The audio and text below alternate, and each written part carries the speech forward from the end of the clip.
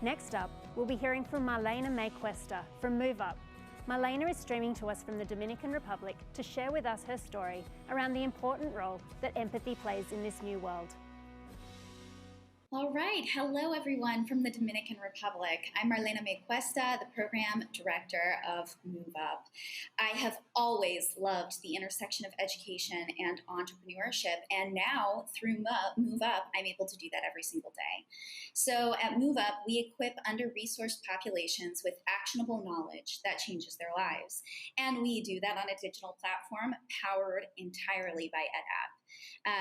So basically what we seek to do is we help the very economically vulnerable people living in poverty or extreme poverty get the education they need and make a lifelong change. And so we do that through our relationship with our different clients and partners.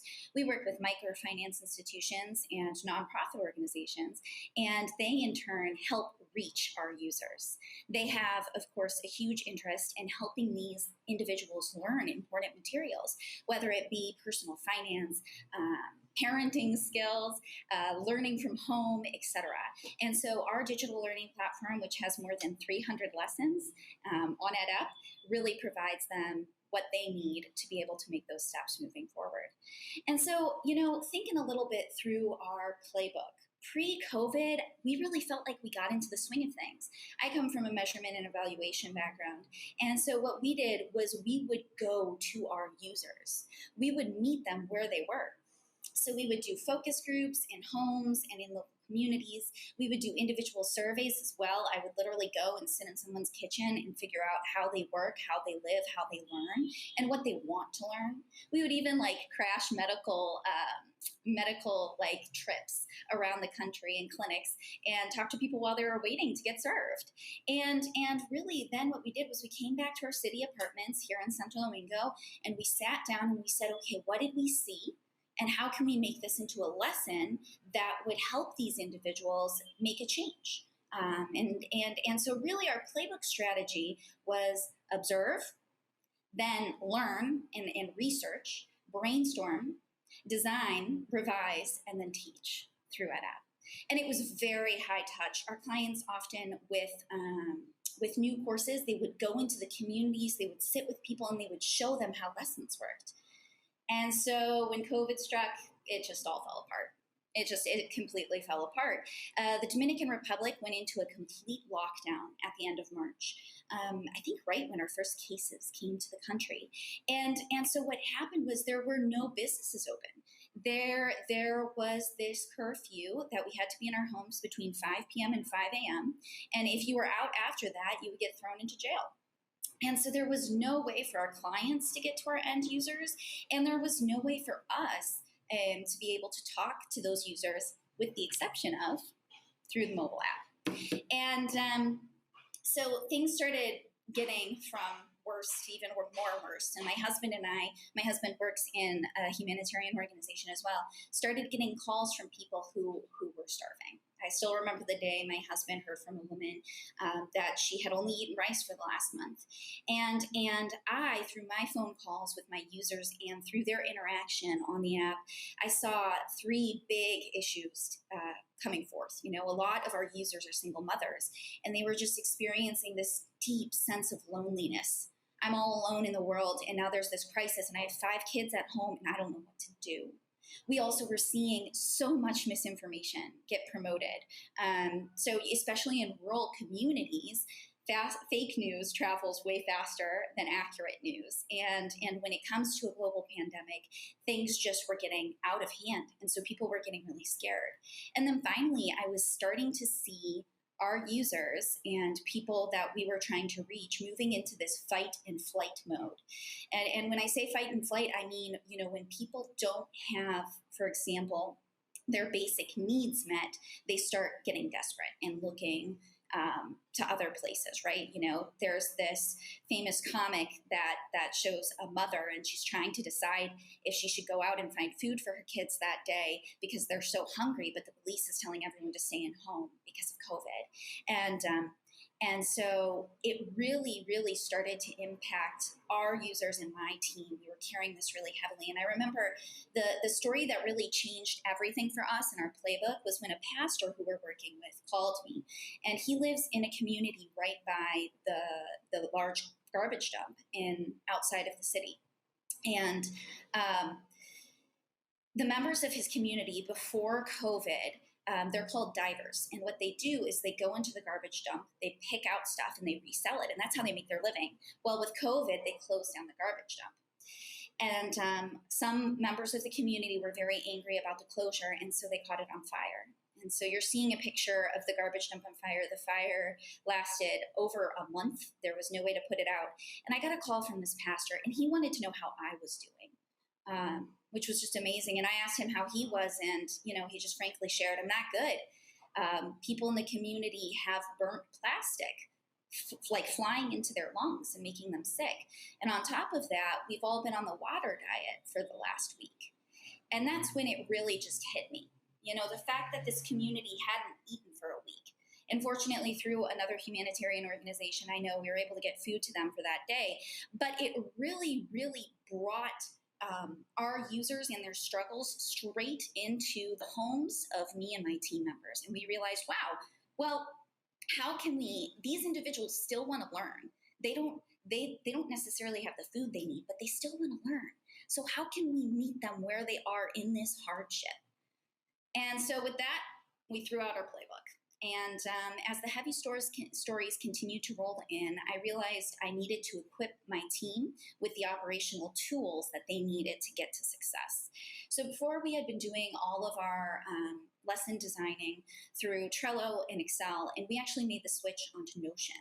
And Notion has been an incredible solution for us. It's given us transparency, it's given us a clean look, and we've been able to make everything go onto that platform. That was very helpful. I also started doing weekly one-on-ones with my team members. And the weekly one-on-ones have just been a wonderful experience. What I normally do is I start with a vulnerable question that both of us have to answer. And it really just started to bring us together. And it made sure that my team knew that I cared deeply about each one of them and what they were going through. And then that allowed them, since they were being poured into, it allowed them to pour into our users when they were engaging with them and really be able to talk to them with empathy. And so we started thinking, okay, well, how do we rewrite the playbook? Where do we go from here? And we decided, okay, it starts with me. It starts with a deep empathy for our users and me being able to put myself into the user's shoes before I start writing a lesson. And so what we did was we called our top users and we talked to each of them for over 30 minutes. We had a list of questions, but we also just listened. And we heard their struggles, we heard the barriers that they're going through. We really got into, okay, what is going on in their life and how does this affect me as a content developer? How do I write for that environment? And the other thing we did was we added, in every single lesson, we add an opportunity to receive feedback from our users. And this is something I absolutely love about EdApp. So what we do is we ask in every single lesson, share a comment with us, share a testimony. How are you going to apply this tomorrow? Did you like it? Did you hate it? Tell us how we can make it better. And so what we're doing is we're saying, we're getting rid of this idea of I'm the expert teaching you, the user. And we're saying, no, help me help you to develop this platform. You know what you need, and I'm here to help. And that really just has completely transformed not just how our users learn, but how my team works. And so where are we now? Really, I would say there is no best practice. We don't have a written playbook. There is just a humble exchange of knowledge between us, those providing the content, that is me and MoveUp and my team, and those who receive it and give us feedback on how to make it better, meaning the users that are going through stuff. And our playbook's never finished. It's rather this constant empathetic evolution of good ideas between those who are hopefully providing helpful new content, meaning MoveUp, and those who are testing out those concepts in the harsh reality they live in. It is this constant interchange or exchange of information and improvement. And I think that's best shown through my interaction with one of our top users, Augustina. I hadn't been able to visit Augustina in person ever before, and I was able to do so last month. And I had a conversation with Augustina over several months ago. And Augustina sells a local Dominican dish called pastel en hoja, and it's very well known, delicious dish. But she's been making the same dish her entire professional career. And she saw on YouTube other recipes, and she said, I want to try to make something new. But unfortunately, Augustina doesn't know how to measure. And so I listened to her share this and her desire to learn how to measure. And I went back to my team members. And I chose one of our great team members and said, hey, can you develop a lesson on how to measure? And she really, really dug into that process and thought, okay, what are the barriers that Augustina may have in education? How do I need to address that through a lesson on measurement? How can I make this process easier for her? And how can I get her to learn this learning objective by the end of a micro lesson? And I was able to go to Augustina's house and watch her take that lesson for the first time. And as I watched her fly through and she earned every single star and she showed me all the stars and she celebrated and I saw that light bulb go off as she learned how to measure, I thought, this is it. This is how we move forward. And so I guess to finish up here, I would say if there are any rules to our playbook, they're really just centered around MoveUps. And the first value is obviously respect, right? Respect meaning a sincere understanding that all of us humans are created with equal dignity and beautiful uniqueness. And when me and my team really realized that, then that led us to have this deep feel of empathy, which means we were able to feel and resonate with our users' struggles and their celebrations and really step into their shoes, as I mentioned before. And then that results in a desire for continual innovation. And when I say innovation, I mean that means that we're able to, through frequent and meaningful digital exchanges with our users, come up with innovative content to help them confront their daily challenges and make a little move up in their lives to become a bit more resilient. Thank you so much.